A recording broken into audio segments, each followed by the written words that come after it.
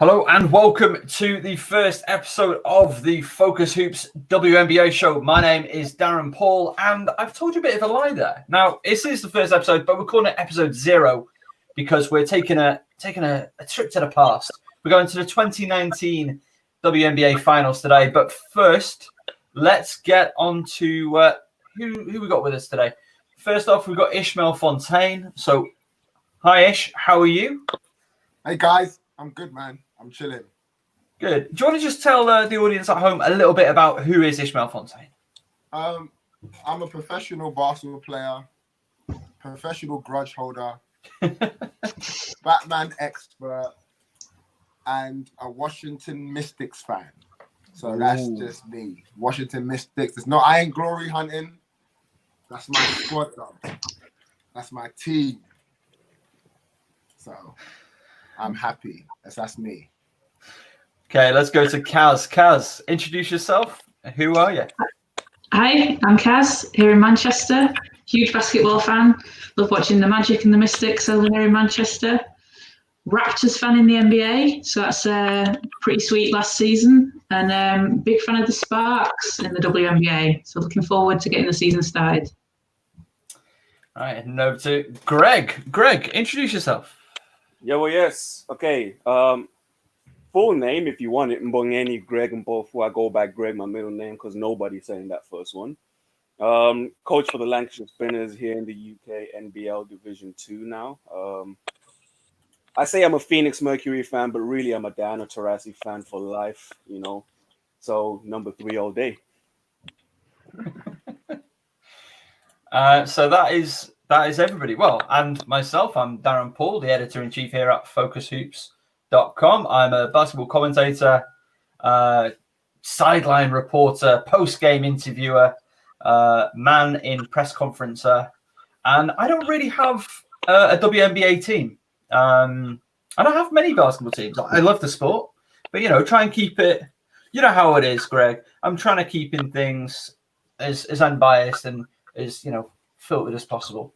That said, I do have a tiny little bit of a soft spot growing for the Wings and the Aces. I'm really excited by the Wings roster. We'll get into that this week. So before we get into today's episode, which is all about the 2019 Finals, I just want to talk briefly about what news has stood out to everybody from the Wobble, as it is being referred to. Let's just start with Ish. Ish, has anything stood out to you over the first couple of, the first week of WNBA action? Well, in the Michigan, in the biggest problem I had was the Deladon news. I was worried that she weren't going to get her money. She has to opt out, but there was a big little argument over should she get paid.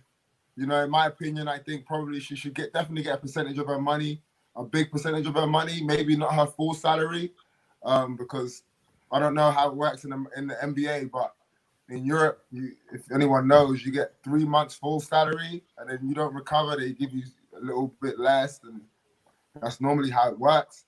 So I'm not going to advocate for someone to get all their money when they ain't hooping, but if she has got an underlying issue, plus, I think as a goodwill gesture, she delivered a championship to Washington. It shouldn't even be a conversation whether she gets paid or not. But speaking on that, Washington, the players that are there look like they're having fun, they're working hard, and they're ready to repeat. I think the main thing is them harboring all those emotions and trying to figure out who's going to be the next leader for them. I actually don't think, watching the finals again, I actually think the biggest miss is going to be Cloud. She's such a leader. You see her off the bench, you see her on the court. She's loud. She hit some big shots in the finals, especially in Game 5. She's tall. She's great defensively. She can switch on many positions. So the main news for me was the big issue with Deladon.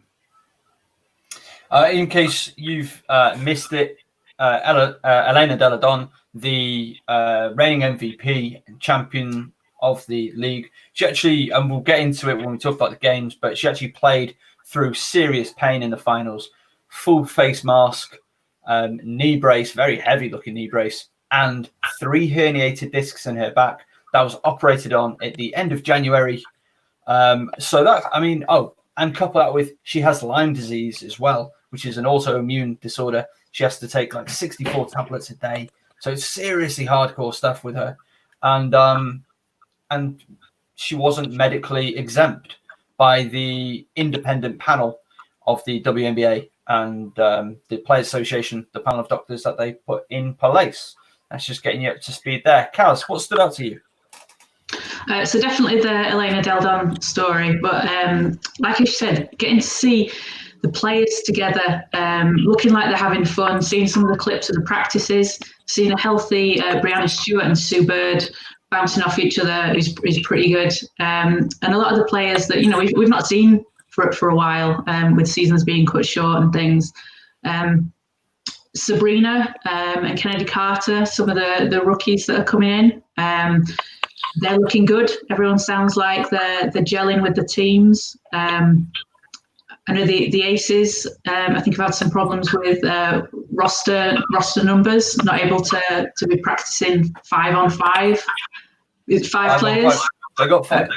Speaking to Bill Lambert yesterday, they had 5 players in training. They got 5. So obviously having to like rework some of the practice drills and things that they're doing. But I think just everyone looks like they're having a good time. They seem to have smoothed out some of the issues that we've seen earlier on, to start with some of the rooms, some of the issues. Diamond DeShields is chasing lizards, getting them out of people's villas. So it's looking good. Yeah, just on that, again, being in a lot of press conferences this week, and the questions come up repeatedly. You know, what's the situation like in the wobble? Have they fixed the issues? And the answer resoundingly is yes, the league are doing a great job. IMG are doing a great job. Was it perfect to go off the bat? No. Has it been made immensely better? Yes, in the most part. And it's good that we've mentioned that. Yeah, I think that's great. That's a really good sign for the league, and it shows that they're taking the players' issues seriously. And you know, we're in a situation that worldwide at the moment with the coronavirus that no one, you know, it's unprecedented. No one knows what they're doing with it. I guess they're just trying to figure it out as they go along, and they sound like they are doing. You know, it's not something they could really plan for, but they're doing the best with what they seem to be doing there. Okay, and finally, let's go over to Greg. Greg, talk to us about what stood out to you from the first week of preseason.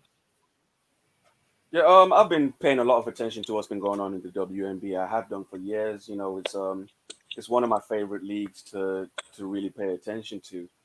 And you know, I know Ish touched on the issue of Elena Del Don not getting her money, but I hark back to when Brianna Stewart got hurt playing in Europe, and she was offered a job by the league office, essentially being an ambassador for the league that covered her playing salary. And you know, while some teams may have been a bit concerned about that, saying that the league's helping Seattle effectively violate the salary cap, I think that was the right move to do for, again, one of your ambassadors for the league. Let's not, you know, mistake what the reality is. The WNBA is still a growing league in the grand scheme of things when you speak about women's basketball, you know, especially compared to Europe.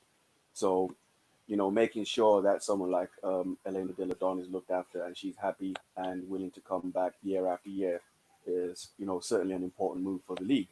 The other thing, you know, obviously, as you touched on there yourself, Darren, you know, things were a little bit shaky to start with when players moved into the wobble.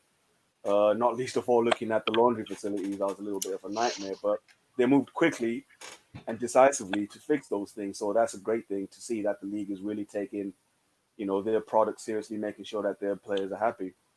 But for me, the main thing has been looking at some of the roster moves, man. 2 roster moves that I'm really excited by are Skylar Diggins-Smith with the Phoenix Mercury. I think that's going to be huge.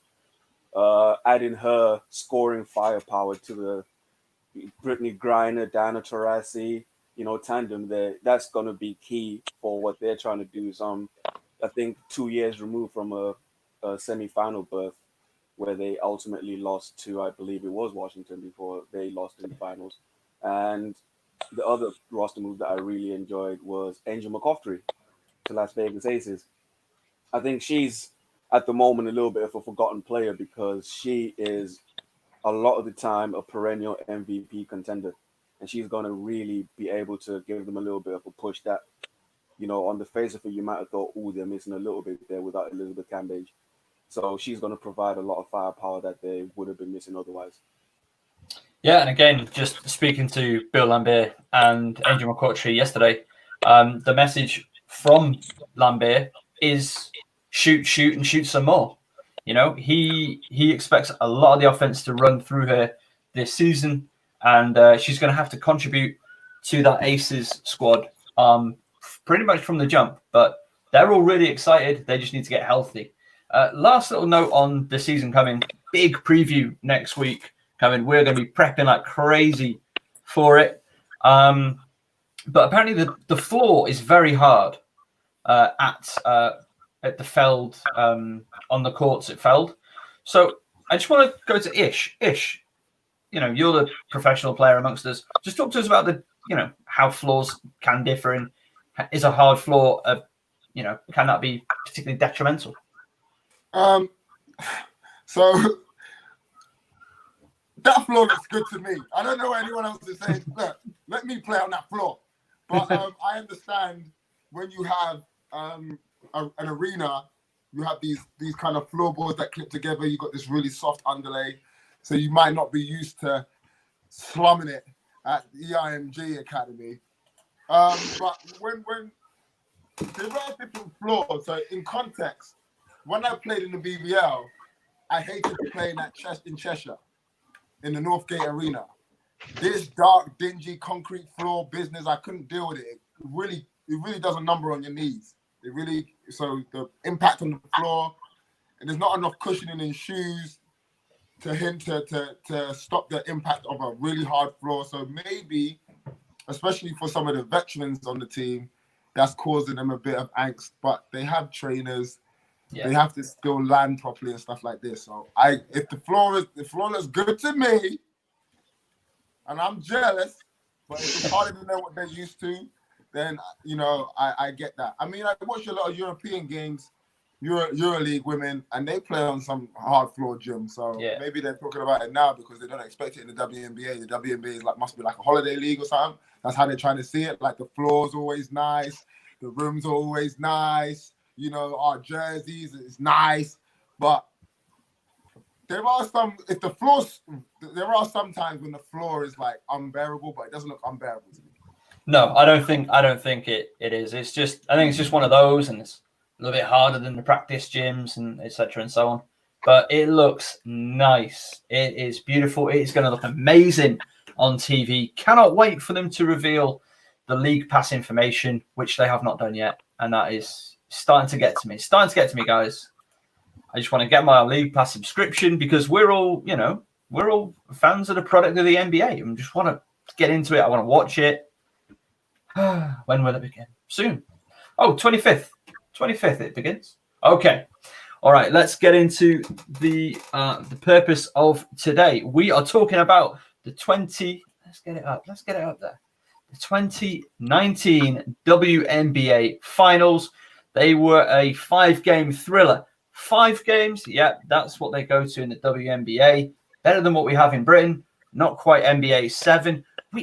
7 games. Well, let's just get into that. Would we have liked to see 2 more games at least? Why not go 9? Let's go wild. But seriously though, Greg, what do you reckon? 2 more games? The way it went last year, I think we would have got to 7. No one won any consecutive games. No one won 2 games in a row. Washington, of course, won the odd-numbered games, and Connecticut won the even-numbered games.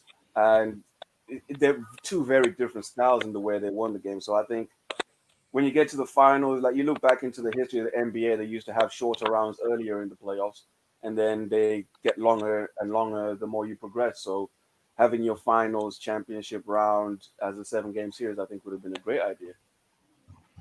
Yeah, I could have definitely watched 2 more games of that action, but a really exciting playoffs all around. I think the moment of the playoffs for me was Dearica Hamby knocking out the sky with an intercepted pass in the second round against Van Versloot. Picks it up off the wing, takes 2 dribbles, has no idea the time, assumes it's a buzzer beater, puts up a shot, an absolute prayer, from 35 feet, scores it. Everyone goes wild. Oh, And Vandersloot never turns the ball over. That's the thing. No. So for that to happen and that be the result of the play, that was crazy. No, Vandersloot had 300 assists last year. 300 in a 3-month season. It's just all right. Pick up all that loose change, there's dimes everywhere. So let's get into it. Game one in the absolutely jumping off Washington gym. It was won by the Mystics 95-86 over the Connecticut Sun. The game one leaders, I've only selected one player from each side. Obviously, there's more, and we'll get into it. But the game one leaders, Elena Della Don, 22-10, a team high. Courtney Williams, 26-5-5. She is so exciting to watch play. Holy boats. And I think it's her dad the cameras keep on cutting to in the stands. This guy is a father figure that we all want in our lives. This man is going wild in the aisles to steal a Dale Winton line. Just everything she does, he's popping off. He's sprinting up and down. He's got jerseys. It is beautiful. But let's get into game one. Who's going to kick us off? I think it's going to be Kaz. Kaz, talk to us. So for me, game one, Ariel Atkins was my player of the game, I have to say. She's scoring 21 points, which is more than she scored in the entire semi-finals against Vegas. And I think she just really stepped up a game, which she did throughout the playoffs, really. But she just set the tone there, I think, in game one. The whole thing was just back and forth. You've got Emma Meeseman coming off the bench when she could easily be starting. Not one of her highest scoring games in game one, 11 points. But she just gives them that extra boost off the bench, which I think is, as Greg said, the completely different styles of play. So you've got Washington, their bench are leading the league in bench points throughout the season. The Connecticut team, very starter heavy. They're starting five. I think they played like the most minutes as a five in the history of the WNBA, and they're just not going to their bench very much. And I think you sort of saw that they were looking like they were getting a bit tired. Alyssa Thomas is playing the full 40 minutes, and I think that was the difference in game. Well, throughout the series really, but in game one, they just looked like they were getting a little bit tired towards the end. Ishmael, let's come to you. I love the lady you mentioned with her father. I love her energy, man. I just think she plays with and it's really nice to see someone play with so much energy and be so skilled and be fearless. She catch and shoot. You have to cover her, you know. For me, T Cloud, the way the series was won eventually was the fast break. Like the way the series was run was the fast break, and that's how Mystics get into. That's how they get good runs. When they get into them good runs where they're running, it's a different story. But when they start playing slow, and for me, I don't know if it's everyone else, but when they want to walk the ball up, their long offenses, the longer their offenses are, the less chance I feel like they're going to score the basketball. I just feel like they're not going to score the basketball. So watching game one, obviously, Della Don was awesome. She had 20. I think she had like 22 and 10, right? Yeah. Or was it 22 and 10? What are you gonna do? You know, especially in the playoffs where everything is more tight and your scout reports are more important. The bench is shorter. I mean, that 22 and 10. I know I don't want to spoil it for game two, but it was costly. You know, you see her next stat line, but in the end it worked out. So. And Greg, with a coach's eye view. Yeah, I was paying a lot of attention to the rotations, as Kaz mentioned. You know, Connecticut leaned a lot on their starters. I think over the course of the season, Connecticut starters played 260 minutes more together than Washington starters did. So, you know, Washington pretty much did their damage by committee, where Connecticut relied on some heavy lifting from the likes of Jonquel Jones, Alyssa Thomas, and Courtney Williams. So I think where Ish says they had to walk the ball up the floor sometime, I think that was necessary. Otherwise, they wouldn't have had much left in the tank for that game, let alone the rest of the series. So I think that's born out of the way they had to rotate their squad. And when I say that Washington had depth, listen, Emma Missman was coming off the bench. She's not a bench player. The whole of the rest of her career before 2019, she was a starter for Washington. So having a starter coming off the bench, and you look at Washington's lineups that they had, you've got two players 6'4" plus that you have to guard on the perimeter 25 feet away from the basket. And the way that Washington play with that fast-paced offense where they don't necessarily run sets, but they clearly play off principles, and they're just looking for an advantage wherever it comes, that can bend your defense in ways that you probably didn't plan for it to go. So that was the key thing, that obviously the depth and the formation of the lineup that they were able to have out there. Like I say again, two players 6'4" plus that you're having to guard 25 feet away from the basket is hard to plan for. And even if you do get that part right, you've left yourself pretty much exposed on the inside with no rim protection. And that was kind of, where you see the moments where Christy Tolliver was taking advantage and getting to the rim. It was for that reason.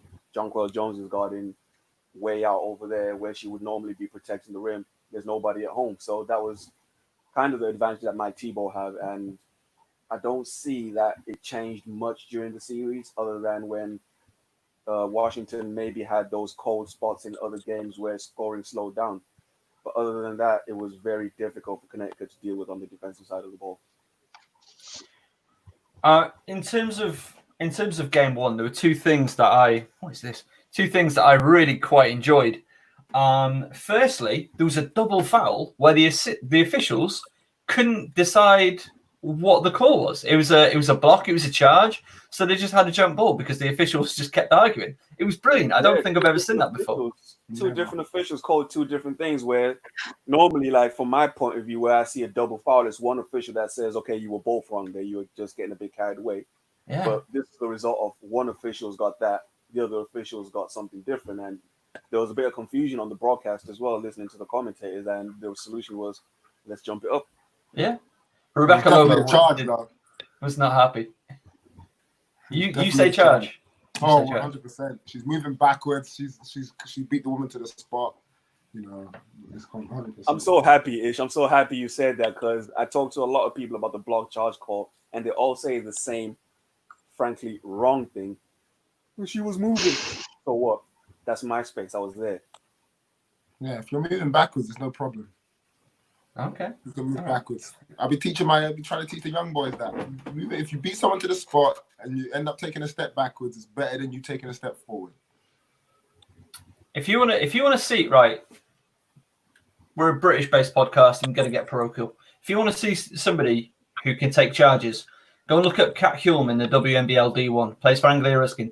That woman can take a charge it just looks like it doesn't touch her. But down she goes. Oh, charge! There you go. And she just gets up. She's like, "Yeah." You gotta sell it, man. You gotta sell it. Another thing that I really liked, a really nice touch on the broadcast, was they had players mic'd up really subtly throughout the series. I'm seeing nods. So all of you'll just hear really faintly, but under the commentators being like, "Yeah, if you need it." It's like, who's that? What's Lobo trying to dive on the floor? But one of the players is mic'd up, and occasionally you'll hear a coach just be like, "Yeah." Really cool little detail. Want to see more of that. BBL, take note. Any more for game one, or shall we move into game two? So game two. Kind of preview game two a little bit there, so I think that's a great segue. Okay. All right, game two. Quite a different story. Washington Mystics 87, Connecticut Sun 99. We are tied at 1. We're going to head back to Connecticut in the next game. Game two leaders, Emma Miesemann, 23 points, 8 rebounds. Jonquel Jones, who, for me, absolute star of this series. Obviously on the losing side ultimately, but really one of the standout players for me. 32 and 18.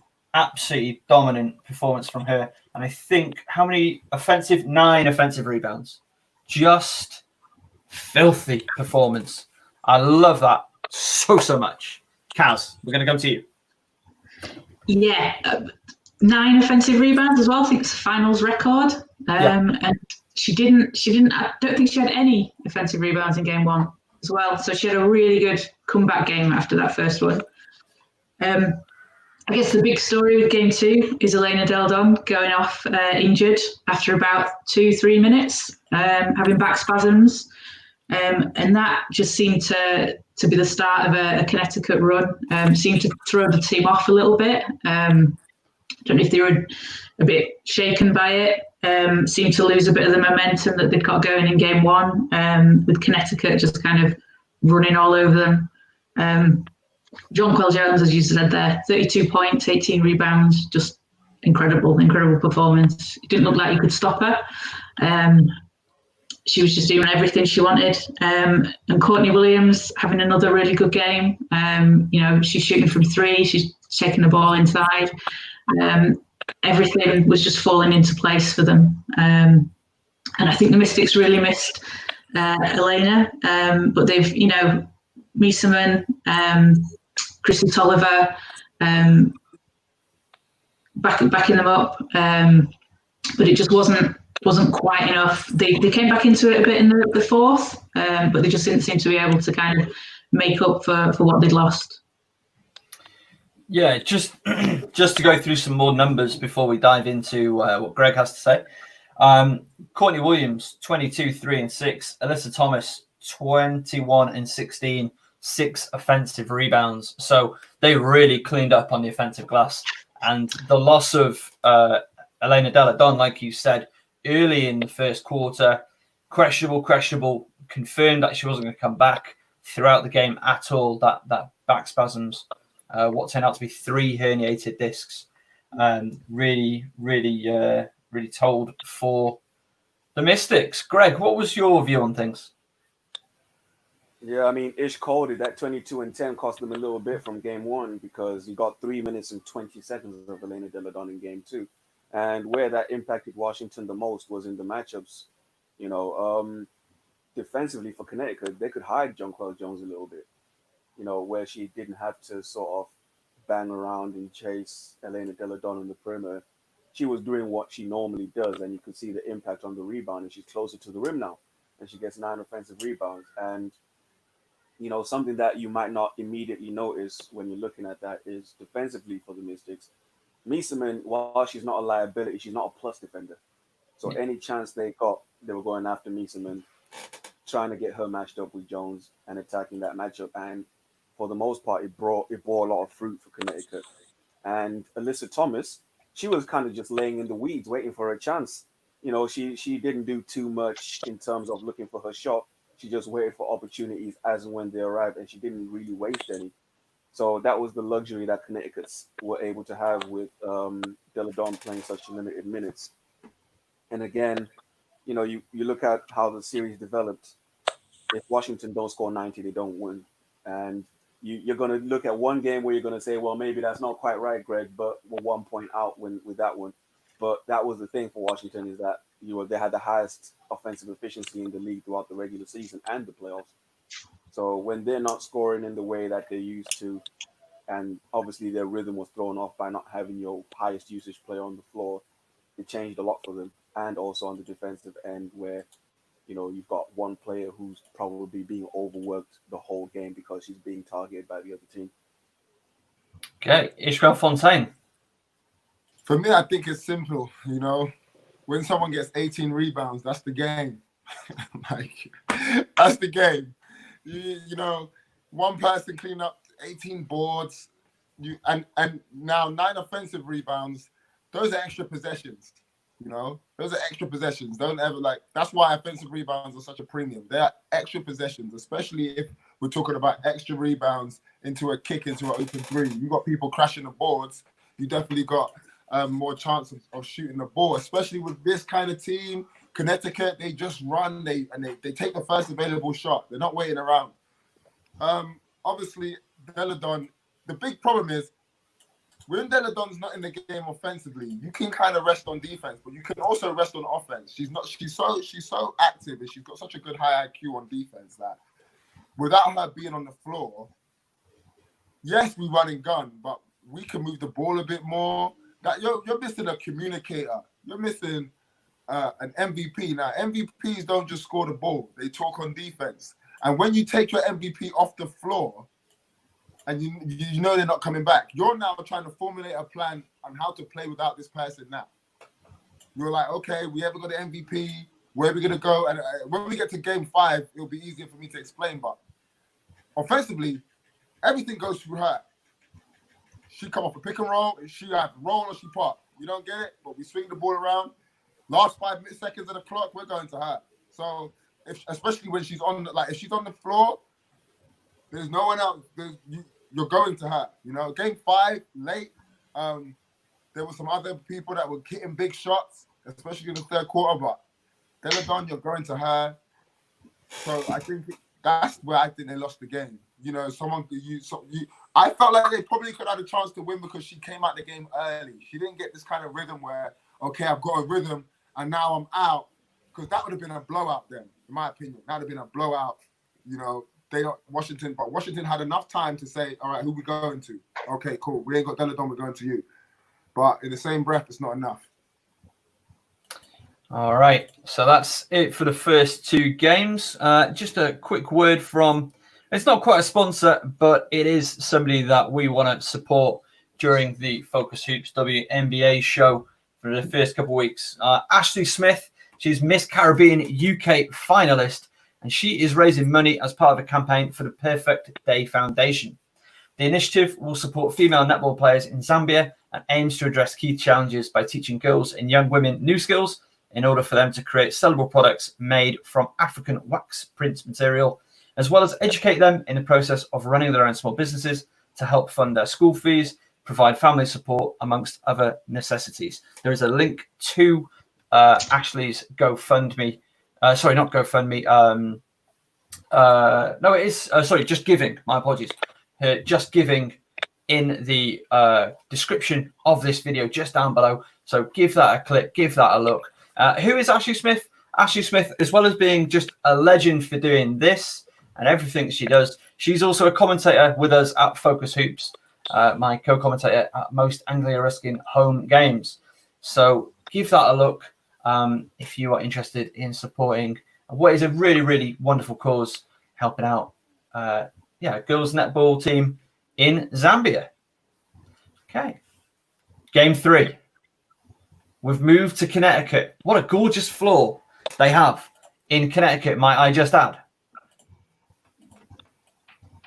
Ooh, there we go. Game 3.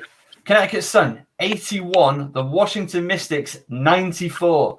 Game 3 leaders. Shakina Strickland, 16 points, 1 rebound, 2 assists. So she was draining them in, but the rest of the stats, and stats don't tell the whole story, weren't quite there.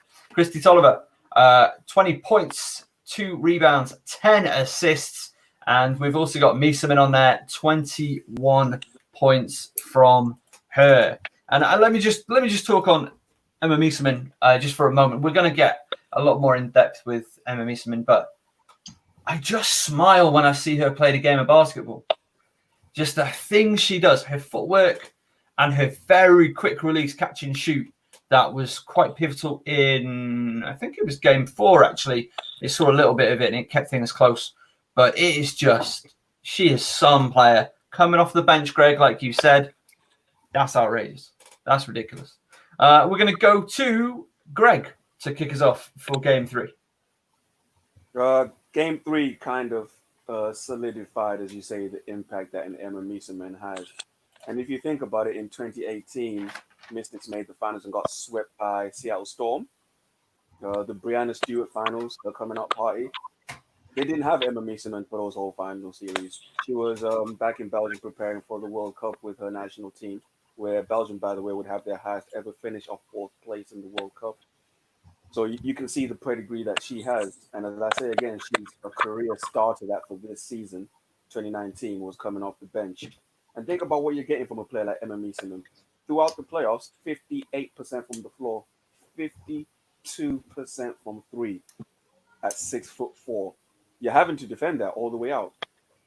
So that opens up, and you've got players like Natasha Cloud, you've got Christy Tolliver, Ariel Atkins. It's very difficult, honestly, to contain Aerial Powers. You can't decide who it is that you're going to focus on when you're the other team. You just kind of have to deal with it as it comes, because they can take it by turns. They have that ability. They can take it by turns. But obviously, when you've got someone cooking like Misaman was in Game 3, you feed the hot hand. You just got to go back to where you're getting the points and don't apologize for it. And she's not shy to shoot the ball. As they say, shoot is shoot. Whether you're making or not, she's still got the confidence to keep putting it up. And her teammates trust her, her coach trusts her. And she's definitely, fifth year in the NBA 2019. She's experienced enough to know where and when she can get her opportunities. Ish, what do you think about the job that Coach Thibault did to get her in real good mismatch situations, especially in Game 3? I don't personally think it's a coaching thing. I think it's an IQ thing. I mean, the coach can say, hey, let's get these switches. But it's IQ thing. When you're playing, especially how they play so open, they don't really run these crazy sets. They run a little drag screen and stuff. They know who they're targeting. So, yeah, I mean, he might have said some things, but I think it's an IQ thing, especially when someone's rolling. You want to put the weakest defender on them. So, yeah, I think it's a good job. If I'm wrong, I apologize. By playing for so long, we know who the mismatches are. We know who we're going at, especially Game 3. After you lose Game 2, you know who you're supposed to be going at. Even in that kind of time, you've got the time to think, actually, maybe we don't have Della Don. They did end up having her, but maybe we don't have her, so now it's time to step up. You get into a rhythm early because of whatever, and now I'm forcing switches. I'm not sure it's the coaching thing, man. I think championship teams, they got a good floor general, and they run themselves. Not that saying the coach don't do nothing, but you can run when you're a championship team with championship pedigree, with the staff that you have as well that trust you and you trust the staff. That's more important. Let's just run and give it to the hot hand. That takes cohesion on the floor. So the coach running plays for you. That's cohesion on the floor. Hey, I hit one shot. I need another one. You need someone pulling for you. You need someone giving you that ball. Yo, let me set you a screen. I got the scrub on me. She can't guard you. Bang. That's cohesion from the floor. Yes, the coach could probably see it. Yes, the coach could probably put more insights in. Oh, okay, you want to switch on here. Let's run this to get it here. But more time, that's a player decision. That's what happens when you got a good point guard on the floor. So I don't want to give them too much credit. It's a championship team. Can I expand on that a touch, if you don't mind, Darren? Of course you can. And I completely agree with what Ish is saying. He's speaking from a coach's position in that, guys who know me and know how I coach and see me, probably on the day-to-day, is I'm way more active in practice than I am during the game. Anything that I need to sort of fix and adjust during the game, yeah, that's your job. You're there to see what the players don't see. But if you get it right in practice, then you're not having to do too much adjustment during game, apart from maybe responding from what the other team prepared just specially for you guys.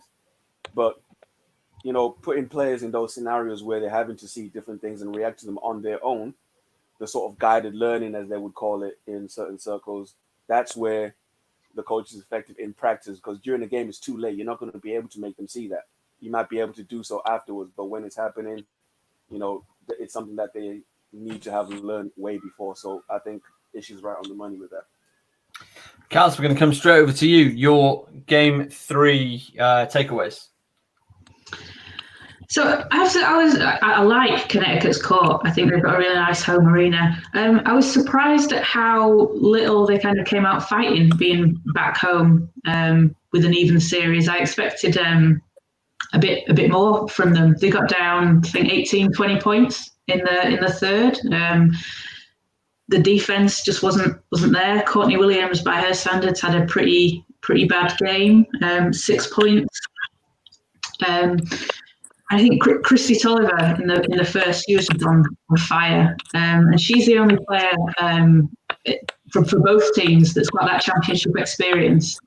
And I think that played a part. You know, she's been there, she's won, she knows what it takes to win, and she's, you know, giving that extra boost to her team.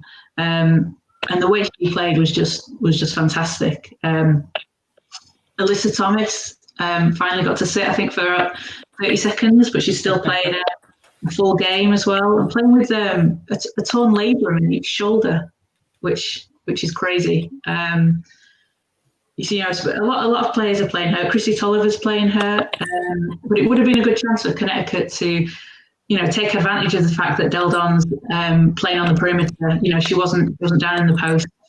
They could have taken advantage of that, and they didn't. They just didn't seem to gel, to get into the flow for that. Yeah, at one point in the game, I think it's quite late on in maybe the second half, there's a breakaway, and you see Della Don start to run after whoever's on the breakaway. I think it might have been Thomas, and then just stopping, basically being like, why am I wasting my energy? Like, she looked in so much pain and yet still put in one heck of a performance in game 3. Game 4 and 5, we're going to see a lot more of Della Don back in the post, really scrapping with Jonquel Jones, which, you know, with that amount of pain and damage on her body, that is absolute warrior performance for me. We go to game 4. Connecticut Sun 90, Washington Mystics 86. Jonquel Jones doing the business once more as a game 4 leader. 18 points, 13 rebounds, 3 assists. Aerial Powers 15, 2, and 3 was my standout. Well, in the stats wise, at least for the Washington Mystics. We go back to Kaz to kick us off on game 4. Yeah, so Aerial Powers, again, I thought she had a great game. Coming back to, so Del Don's getting a bit more comfortable, you know, still not back to 100%. She will be down in the post, but playing more in the post, some on the perimeter as well. Washington did look to be struggling a bit in the first, but this whole game, I think of the ones we've seen so far, this was the most back and forth. They managed to tie at half time, and then going into the third, Connecticut seemed to like lose a bit of momentum. And the last 5 minutes or so was quite back and forth. Obviously, Washington pulling out the win there. But you've got, again, it's the bench. You know, Tiana Hawkins,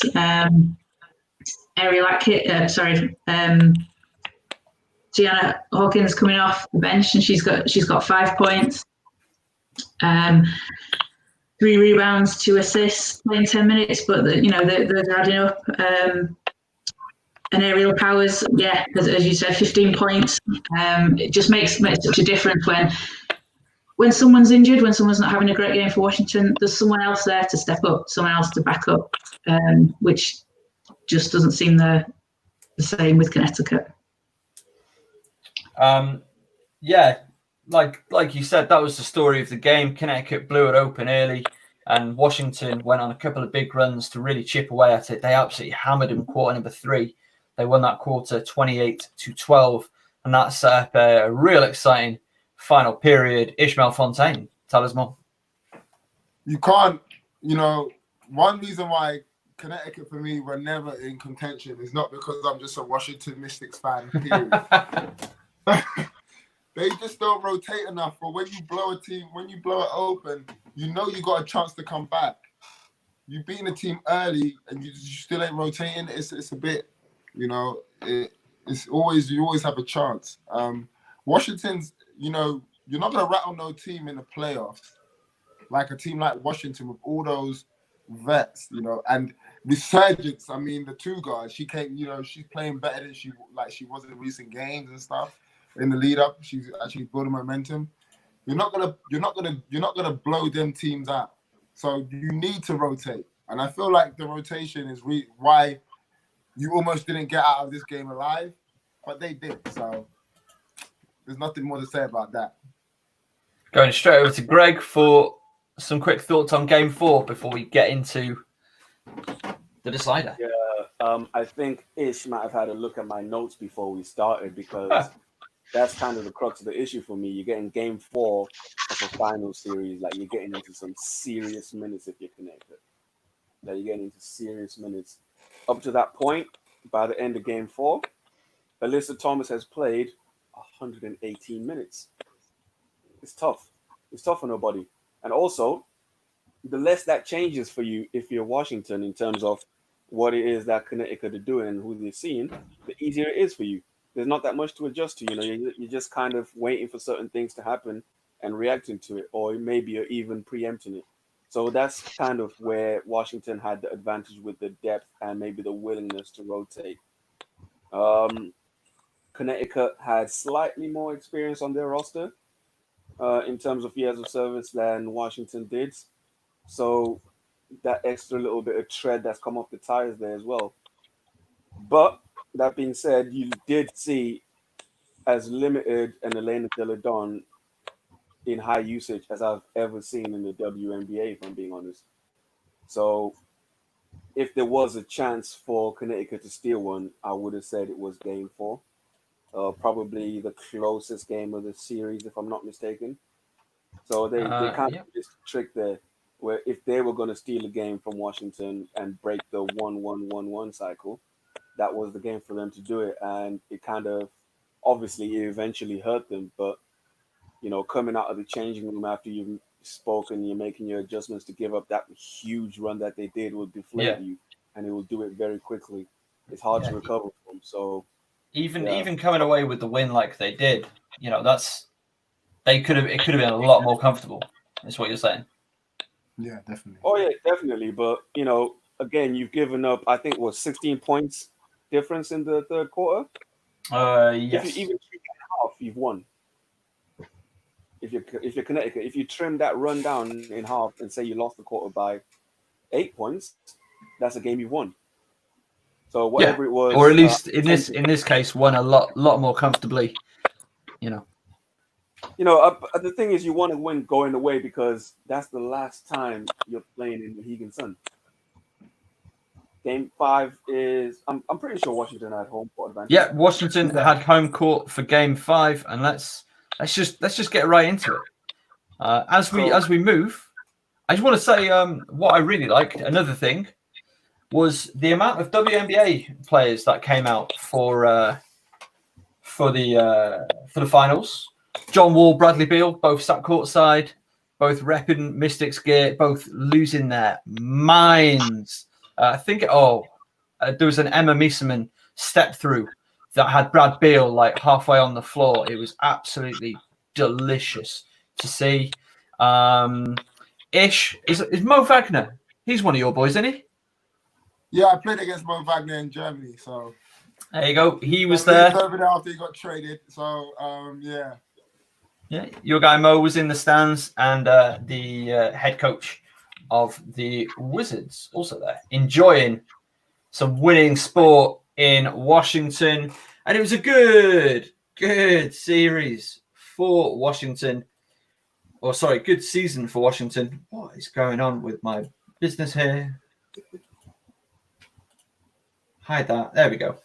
The Washington Mystics winning the WNBA Finals Game 5, 89-78 over the Connecticut Sun. And let me tell you, that scoreline, for me, I could be wrong, is harsh on the Sun. It doesn't tell the story whatsoever. Let's just talk about some numbers. Delle Donne, 22-10. Williams, 26-5-5. Go on, Greg. Let's get into it with you to kick off with. This was the best game of the series. Don't care what anybody says. 100%. When you watch it back and you see what it is, because look, you talk about in the NBA, Game 7, everything on the line. This was that situation. Game 5 from the WNBA Finals is everything on the line. Put all your chips in the middle of the table. Let's go. Elena Delle Donne said, I'm going to bookend the series for you. I started it with 22. I'm going to finish it with 22. Strapped the team on her back and said, let's go. It was literally anything that Washington could have thrown at Connecticut. Connecticut said, okay, I see you. I'm coming back with this. There was no point in the game where either team felt comfortable. And then, obviously, as a coach, you see in the last minutes you have to play the fouling game. You have to mix it up a little bit. You have to gamble on quicker possessions and stuff like that. That didn't quite pay off. 2 made shots would have been very different in the outcome of this game going into the last minute. That was the difference. 2 made shots. And we're talking about absolute backbreakers here. So it was, like you said, the scoreline was harsh, but in a finals game like that, the last game of the series, 11 points is not much. Connecticut honestly gave Washington everything they can handle. Washington, again, the depth after 5 games with the serious minutes that are on Jonquel Jones and Mr. Thomas's body. There wasn't that much left for them to give, so that's where the difference was. But in terms of performance and output, Connecticut were a very worthy finals opponent for Washington in this series. And your season MVP just made sure she reminded everyone of what she was, even though she was carrying some serious injury. Absolutely. Just a quick correction there. Deladon 21-9. Jonquel Jones 25-9. A lot of foul trouble early for a couple of key Suns players. Jones and I think it was Alyssa Thomas and Strickland all in foul trouble early. And, that I think obviously or ultimately had a bit of an impact on this game. It was tied with 6:24 to go in the fourth, 70 each. So that tells you just how the last 5-6 minutes of this basketball game went. Let's go to Ishmael Fontaine. Big shots after big shots, man. I actually felt Connecticut were going to win because they were up early, not by a lot, but they were up early. They were flowing. They were hitting shots. They were making extra passes to the corner. They looked better in the first half, and then third quarter comes, and I felt like everyone's talking about Deladon, and I understand, but T. Cloud had a great game in the third quarter. She was awesome in the third quarter, so I have to put some. I need to give her some cheese. I need to give her some props. I think she hit some big shots in the third quarter. That 3 at the top, that she loves shooting that shot. I think keeping a team below 80 and actually having a mindset of playing defense and keeping teams below 80, if you can execute that, you're gonna win most of the time.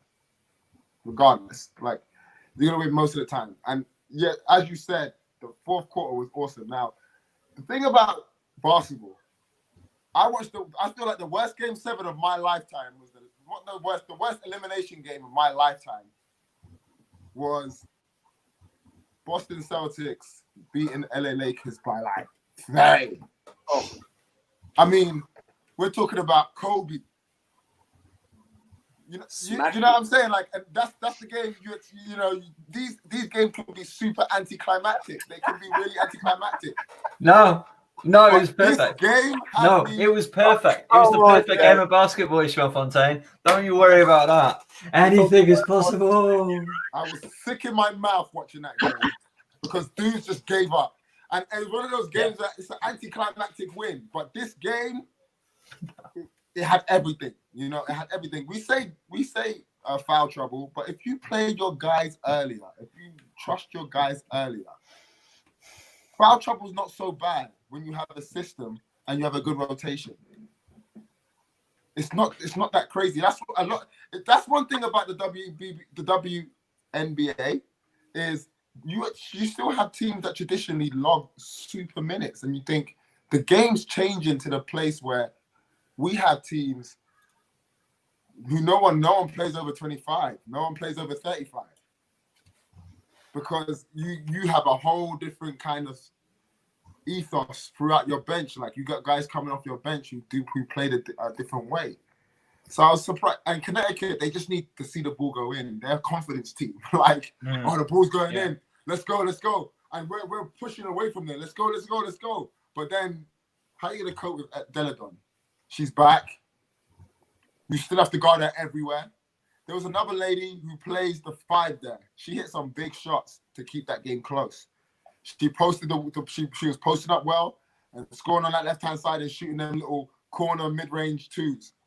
She really helped them, play well. And that's part of a championship team where everyone does, like, everything you do on a championship team is a premium. You make 6 points on a championship team, that's better than 30 points on a team that don't win again. Yeah. So, and the reason why is how you took them. The shot selections you took, when you took them shots when they were needed, and you made those shots when they were needed. Not the point that you're shooting all the time. And even though, Connecticut Sun, for me, is an unlikely team to be in the final. Even Washington, in a way, when you look at the Aces, you're like, oh, they beat the Aces? So it's just, this was an unlikely final in the first place. When you think about all the superstars that are not in this final, Cam Page, especially, Candice Parker, like these amazing players, like, that's the one thing I like about the WNBA, that you could have a superstar. You could obviously you have the MVP in Deladon, fair enough, but she's like it's hard to explain. She's like a workhorse. She's not just like a natural killer. She works for everything. She's not a James Harden who takes a step back and it's like he's got 60 shooting step backs. She works for everything. She runs the floor. She sets screens. She reads the defense behind her. She scores against people her size, people smaller than her. She moves the ball. She does everything. So she's not a traditional diva-ish kind of superstar kind of player. She's a workhorse, and that's why. She's kind of like a skilled Giannis. You know how Giannis defensively is the cornerstone of his squad, but he's not super skilled. Don't make that face. Giannis is not if all the MVPs you have in the last 3 years is Giannis the top 3 in skill. That's a small sample size. In the last 3 years, obviously someone's gonna be third. I'm asking you. He has to be third, period. But out of 3? Like, give me out of 5. He's still the least skilled. Now, if you want to take 5, I'm just going to James, say right now, I don't care Durant, what it says about you only have to be 7 foot and dunk. James Harden. See, look, that's not what I'm saying. He's James Harden's bugging, but Deladon is a skilled workhorse where her skill wins games. Like, Giannis can beat teams with literally just length and athleticism. Deladon can't do that. It is a comp if we're going the comp game, and I don't love the comp game, but you know what? Let's indulge. Let's indulge. Larry Joe Bird, huh? Skill, blue collar, like they are both grit grind players. Like again, with a messed up back that has required surgery on the 30th of January, a busted knee, a full face guard, which looks cool by the way, and she's banging bodies in the post for 4 games because she was injured for 1 with Jonquil Jones, amongst others. Shakina Strickland was in there as well. Alyssa Thomas was getting in work. And then she's got this, just perfect, just that fade away. Just as I think that broke the tie as well. It made it 72 or 74-70. That fade away again I think it was on Jones. Just perfect. What a superstar player. I think when you have everything on the line, you might play with a ruptured Achilles. You see guys do it like 1 game. Yeah. I only got to do this for 1 game, and I got the whole summer off. Hey, let me get these buckets right quick. Yeah. So I'm not surprised, man. I wanted Washington to win. I knew they were gonna win. And I spoke to Shay about it. If anyone ever gets to speak, like she says, there's nothing like that feeling. There's not she could not explain that. She's a very successful player. She's like, if you look at her resume, she says there's nothing like that feeling, and that's why they're at training camp right now, going crazy, playing 5. They're going 5s. They're working on and it's pedigree now. Also, though, they ain't got Deladon. They ain't got Cloud. They have to learn to play a different way. So they need all their bodies. Aces have lost some players. Oh yeah, they're gonna have to learn how to play a different way. I think this year the game's gonna look different. I think the game's gonna be smaller. The spacing's gonna be different. There's gonna be way more 3-shot. I'm telling you. Man. And Kaz, before we come to you for Game 5, you keep on talking about these rookies. I got a name for you that you've not mentioned, Kaz. Satu Sabali. Yes. Come on. The unicorn. Yeah, she's going to be exciting. That Dallas team, it's just young. It's just, there's a lot of competition. Her other, I've forgotten her name. Is it Ty? The other, Tyisha Harris. Yeah, she was Rookie of the Year. That was great. She wants to go for it. That's great. There's going to be such a battle there on the team between them, and then you've got, New York's. The team's practically full of rookies. It's just going to be loads of people getting an opportunity with some of the names that are out. Players like Kennedy Carter, obviously Sabrina. I think it's going to be very exciting. The Rookie of the Year race is going to be, I want to say it's wide open. I don't think Sabrina's just a complete lock. No, I think it is wide open. Also, there's Bella Alari at the wings, but we're skipping ahead. Let's go back into the past. Kaz, you've got to tell us what you made of Game 5. Absolutely best game of the series, as you guys said, and you could just see how much it meant to Washington, to the players, to Elena at the end when they win. They just seemed like they just wanted it that bit more. They just pushed through and came away with the win there. It sort of cements Elena's legacy a little bit. It's the third time in the finals. She's been swept with the Sky and previous year by the Storm. So, she's come out of the finals now, 1-2 as opposed to 0-3. Mike Tebow winning his first in WNBA history. He's finally got a championship. They were building something in Washington when Elena left Chicago, and that's part of the reason she said she wanted to join them. She could see that this team was going to be something special, see what they were putting together. Obviously, it's nearer to her home and a family for her.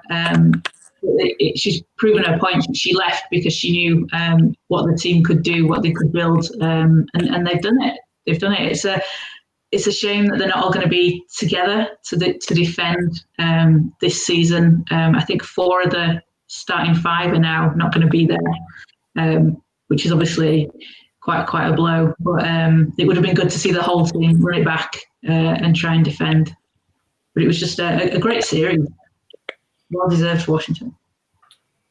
Completely agree with you there. Let's move into talking about the MVP of the finals, Emma Miesemann, bringing smiles to people's faces. She started just 6 regular season games, and that's the fewest ever for a finals MVP. Greg mentioned that earlier. She was just outrageous. Here are her Game 5 numbers. 22, 3, 3 with 2 steals, 2 blocks. So that's 4 stocks if you count at home. In 27 bench minutes. Game 5, average 17.8, 4.6, 1.8 with 50% field goal, 50% from 3. Those numbers are astronomical. And the thing I really enjoy about watching Emma Miesemann play is, like you said, Greg, she's really tall. She's 6'4". She's got those long levers. She's got such a fast release on. And again, the catch and shoot, or if there's a defender in front of her, just see it. Don't worry, I'll get the mismatch on you. I've got the best footwork, maybe in the Mystics. So I think the best footwork in this series. And she just generates space, makes things happen for her, and can just shoot around people. Her range is ridiculous. She's brilliant at in the post. She's brilliant at the perimeter.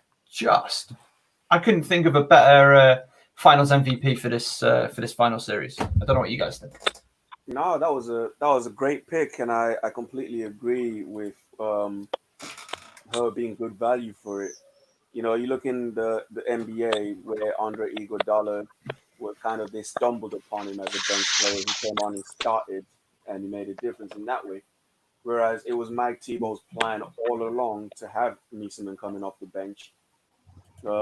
because you're not going to be able to match that firepower off your bench if you're Connecticut. If you watch her playing in the EuroLeague with Ekaterinburg, she's even more dynamic in that situation because she's a little bit of a playmaker as well. So she has that in her back pocket when she needs it. Her only job with Washington, though, is to score the basketball, and she does that on an elite level.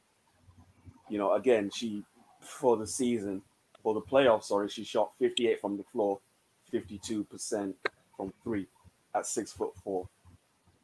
I don't know if there's anybody you can look to that's going to really match that kind of output, apart from maybe an Elizabeth Cambage on the Aces. But I don't think she's shooting the three like that. No, I don't think she's either.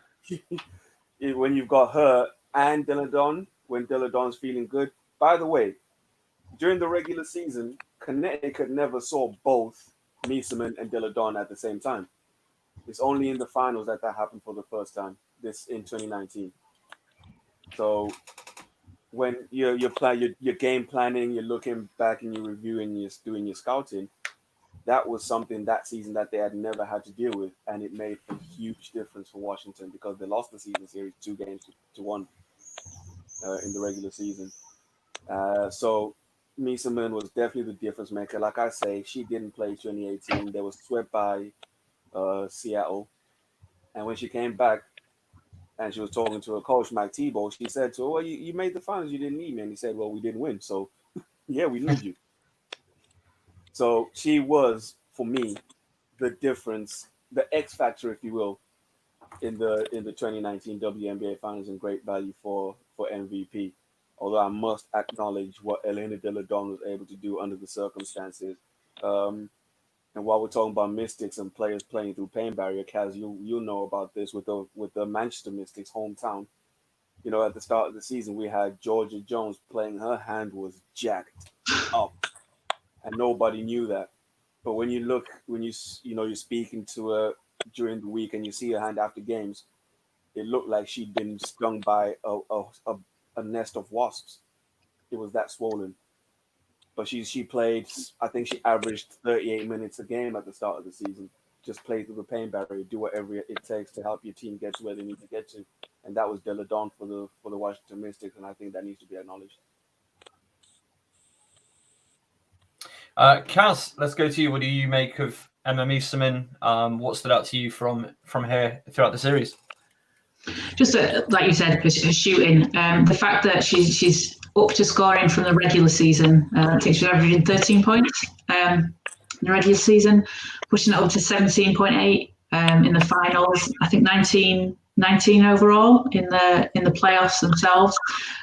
She can just do everything. She can shoot from everywhere.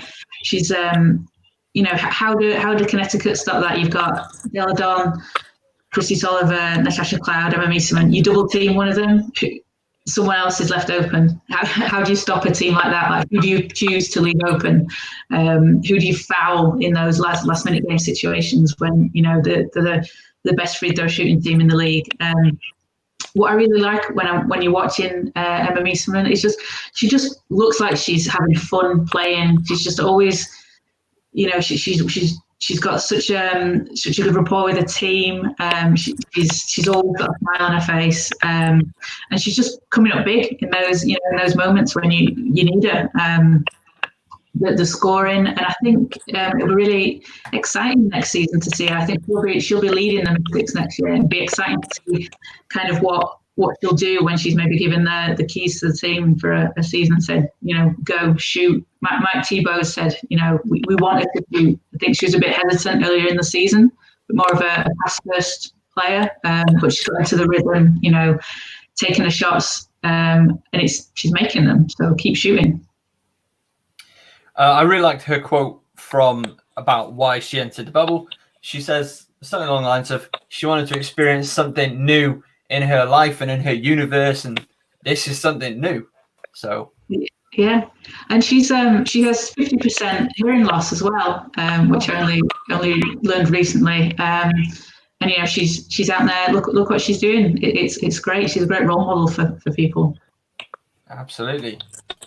Big fans of her here, I think. Ishmael Fontaine, Of course. But 52% from three, someone's missing an assignment. I mean, damn. Are you going to put Jonquil Jones out on the perimeter to guard her? Because we saw how that happened. Run her off the line. I can't let you shoot 52%. There's no chance of winning. If you're shooting 52%, I'm losing more games than I'm winning. Even if it's going 1-1-1-1, 52% is crazy. That's crazy. 36 is nice. Yeah. Yeah. 52% is you're missing an assignment. I actually was watching the game and thinking, that's cash. Why is she up? What?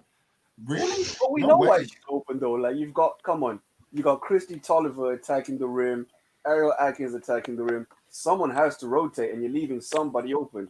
But not when you're shooting 52%. 52? Nah, we're closing out, running her off the line. She can shoot 52% from the elbow jumpers. Because threes are threes. I'm just letting you guys know that right now. Threes are threes. And twos are twos. And 52% from three is too much. Getting buckets, scoring 22 points off 52% three-point shooting is crazy. That means I'm scoring from everywhere. You said she was 50% from the field, right? She's scoring from everywhere. 57. She's scoring from the bench. That's crazy. It gets like that. Yeah, it gets like that. But I'm telling you right now, I'm putting her shorts down and running her off the line. I'm fouling her down.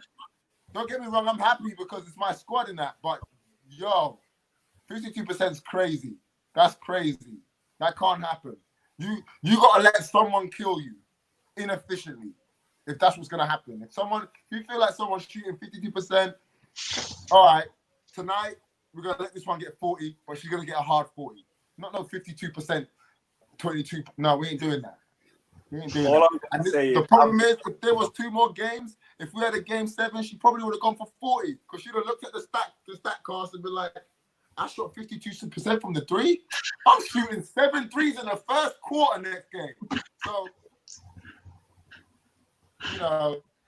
that's the only thing else. I'm glad she won the MVP. She deserved it. There's a lot of players that deserved it. I'm talking about Cloud, man. Cloud, she's amazing. The way she talks, brings her team together. She probably got more offensive output than she did.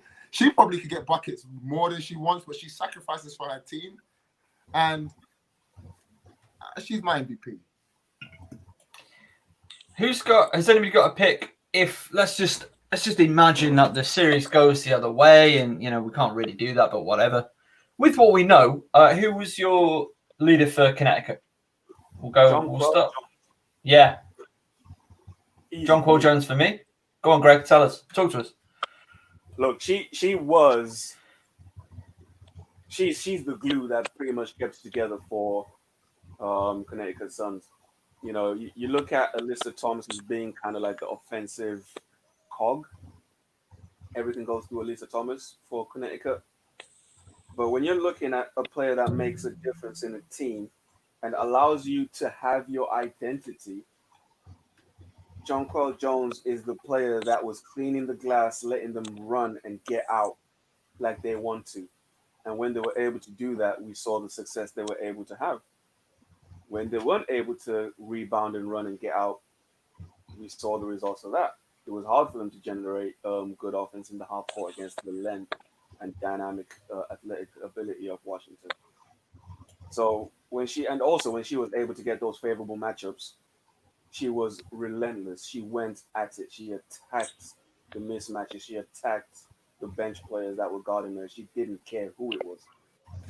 The only time she kind of struggled was when she was matched up with Elena De La Don and she had to do a little bit of work on the other end. Yeah. So that's where she made the difference for me for Connecticut. She literally kept everything together and she allowed them to have their identity.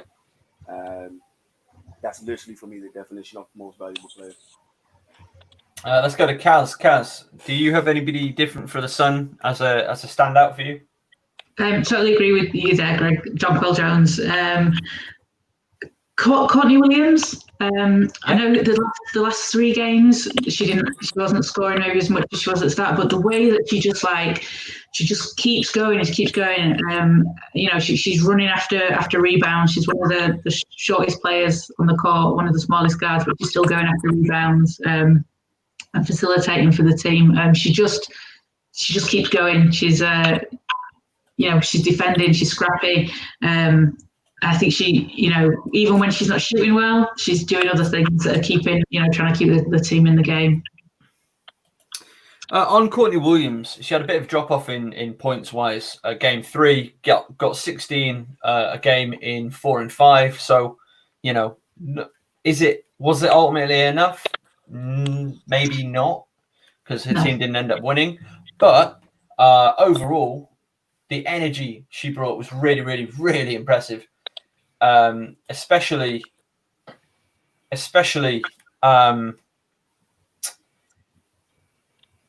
There was a couple of offensive rebounds or broken possessions where she would just be getting in there, getting that ball and getting a shot up in a hurry. So really just impressive performance from her.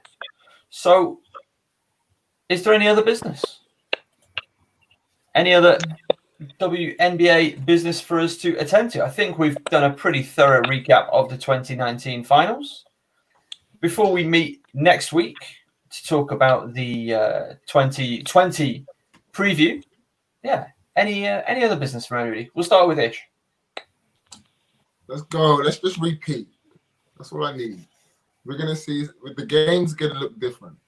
I'm looking forward to the stars. They're gonna look different. So let's just get this repeat. Greg. Mercury rising, baby.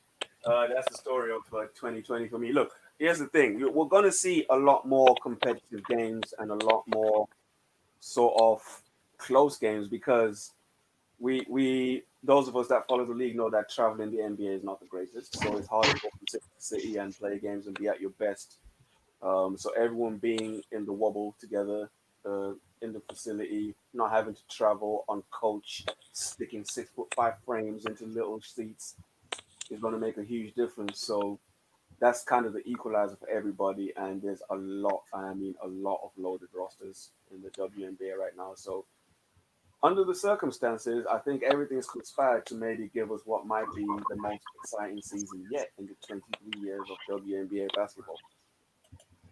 I'm inclined to agree. And just a comment on no travel, no back-to-backs.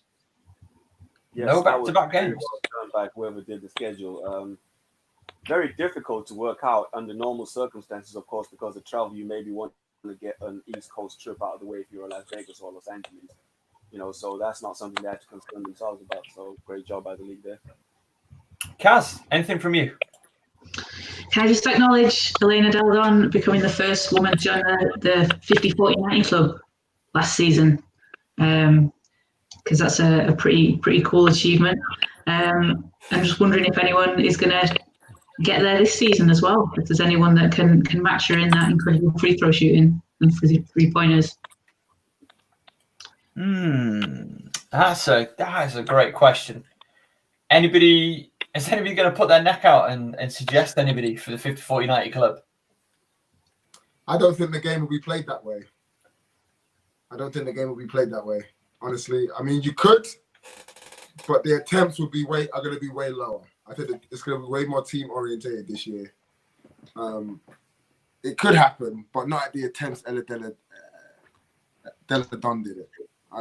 Not at the attempts MVP level. It could happen, but we're talking attempts. We're going to look at the attempts, and they'll be way lower. So I doubt it. As again I said, a lot of these stars ain't playing. It's going to be and you've got a lot of rookies in the games. I'm not sure they're going to want to go off like that. I might be wrong, but the attempts will be way lower if it happens. Greg and Ish, you won't be with us next week, unfortunately. But have you guys got just very quickly who's winning the 2020 WNBA and who's MVP? Got any ideas on that yet? Can I just quickly say that Mercury Rising was a terrible movie, and are going to be Washington Mystics are going to be the champs because they got weapons they haven't utilized yet. So there we go. Got an MVP? I have not got an MVP. Not got an MVP. I'm the worst person to ask about MVPs. I'm the worst person. I don't think MVP should be on a team game, period. That's just my thing. I don't have that. I don't have that kind of mentality. You want to be the MVP of a team game? This ain't tennis.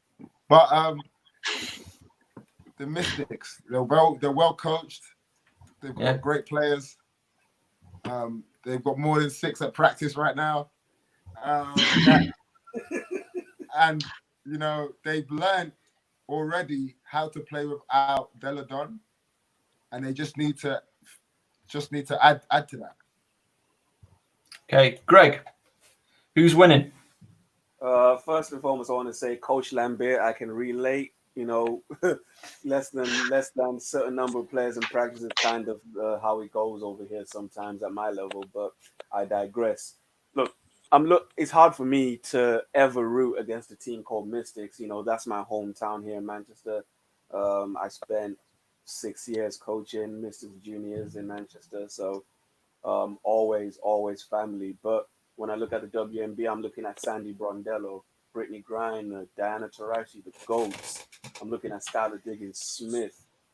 It's hard for me to look past that team and say that someone's definitively going to be better than them, especially with some of the players that are missing from some of these other squads. You know, a Las Vegas Aces with Elizabeth Cambage would have changed that conversation with the quickness. You know what I mean? So they still got Asia Wilson. They got Angel McCoughtry. They got Angel McCoughtry, but there's no replacing 6'8". No, that's true. With the kind of game that she's got. You know what I mean? Brittany Griner is probably the closest she gets, but she's not got the kind of girth that Cambage has either. Yeah. You know, so they're two very different players in two different frames at similar heights. But putting everything together, very experienced coach, very experienced squad, a lot of depth. It's Phoenix Suns for me. Phoenix Mercury, my fault. But a lot like Ish, I just don't like picking MVPs because it's so unpredictable. Not that I don't think they belong in the game. I mean, you know, there's nothing wrong with acknowledging who it is that was cooking someone. You've been there yourself, Ish. But I think predicting MVPs it's a thankless task, and that's not something I do.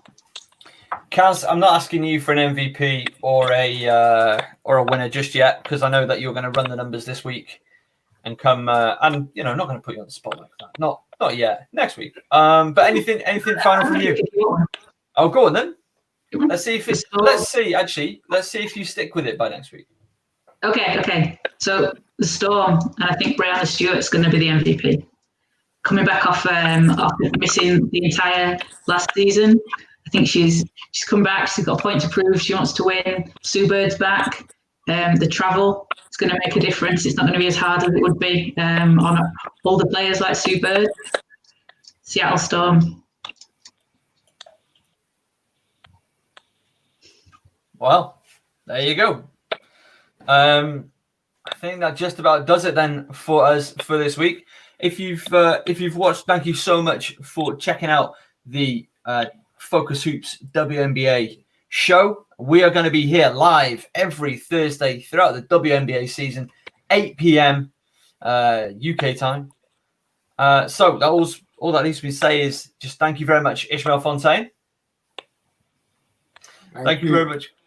Thank you very much, Greg and Pofu. Yes, sir. And of course, thank you as always, Kaz. And again, thank you at home for joining us, and we will speak to you very soon.